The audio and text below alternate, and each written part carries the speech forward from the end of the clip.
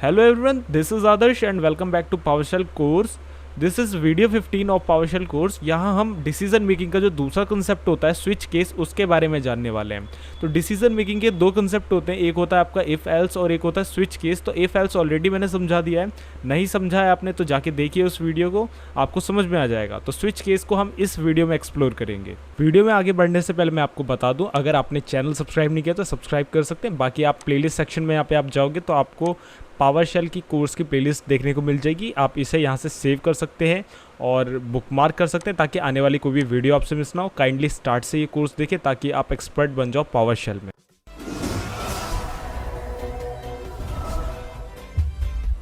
सबसे पहले मैं अपना पावरशेल खोल लेता हूँ। मैं सिंपली लिखूंगा पावरशेल ISE और सिंपली सबसे पहले वाले ऑप्शन पे क्लिक करके इसे ओपन कर लूंगा।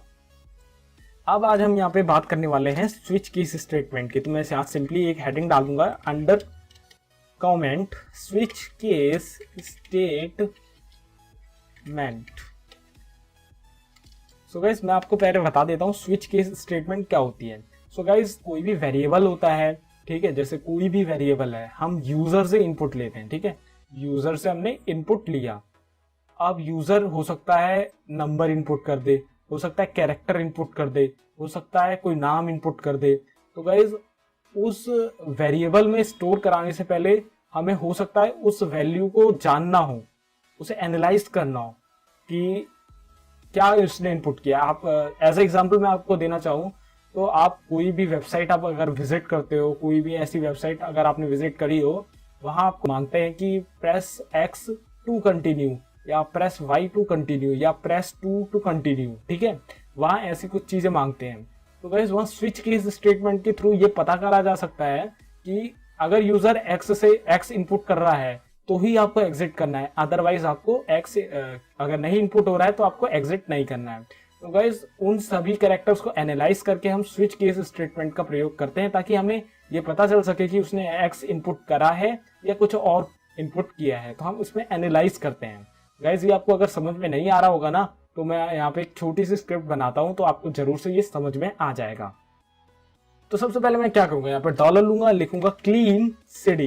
क्लीन सिटी नाम का एक वेरिएबल बनाऊंगा मैं यहाँ, जिसकी वैल्यू मैं दे दूंगा 1, ठीक है, 1 दे दी। अब मैं सिंपली क्या करूंगा, यहाँ पे स्विच स्टेटमेंट को स्टार्ट कर दूंगा, ठीक है। अब स्विच स्टेटमेंट में मैं यहाँ क्या लिखूंगा, सिटी, ठीक है, सिटी, सिटी, और सिटी एक वेरिएबल है, ठीक है, तो डॉलर लगा देता हूं मैं यहाँ पे। इसके बाद मैं यहाँ कर्ली ब्रेसेस ओपन करूंगा एंड यहाँ पे क्लोज कर दूंगा और इसके बीच पे जो भी मुझे लिखना है मैं लिखूंगा। अब मैं बता देता हूँ मैं करना क्या वाला हूँ। मैं यहाँ पे देखो क्लीन सिटी 1 मैंने लिख दी इसकी वैल्यू, ठीक है।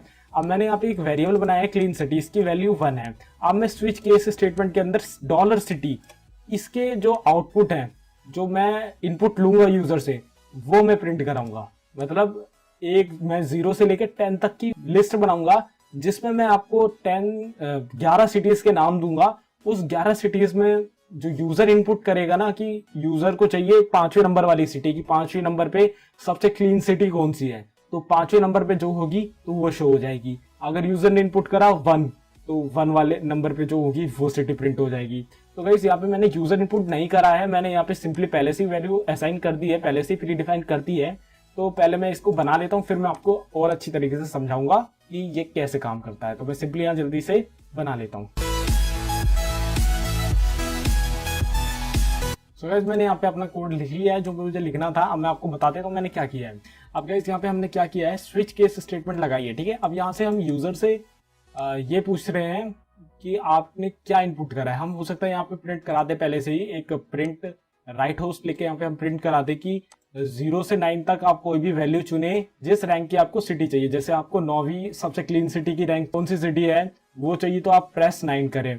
तो यूजर 9 प्रेस करेगा तो सिंपली ये दिखा देगा कि कोची आप है 9वें नंबर पे सबसे क्लीन सिटी। अगर यूजर इनपुट करेगा 4 तो उसे दिखा देगा सूरत है 4थे नंबर की सिटी।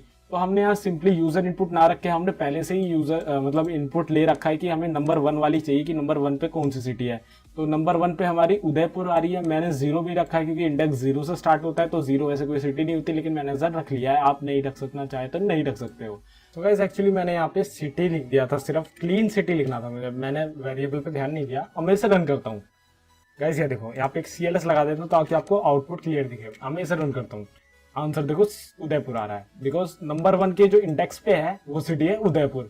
और अगर यूजर यहाँ पे इनपुट करता है 5, 5वें नंबर की उसे सिटी चाहिए कि हाँ भाई 5वें नंबर पे कौन सी सिटी है, रिफ्रेश करूंगा, ये देखो मैसूर, 5वें नंबर पे मैसूर आती है।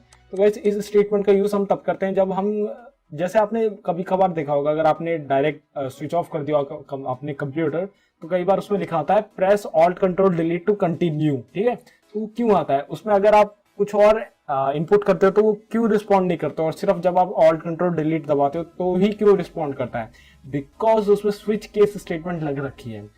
उसमें क्या बता रहा है कि if alt control delete is pressed तो आप रिस्टार्ट हो जाओ, नहीं तो आप कुछ मत करो। स्विच भी और इफ एल्स दोनों से उसकी लॉजिक बिल्ड होता है।